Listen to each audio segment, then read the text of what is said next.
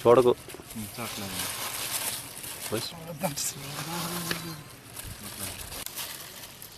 చెరువు నుంచి వచ్చినావు మరి పిల్లలు కొడుతున్నారు ఊరు ముందు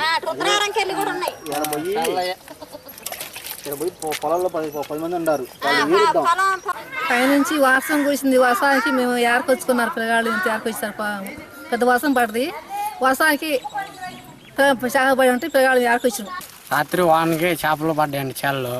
రాత్రి నుంచి పడుతూనే ఉన్నాయి. ఉదయం నుంచి వేస్తున్నాం. ఆకాశం నుంచి పడుతుంది. పైన వాన నుంచి పడుతున్నాయి.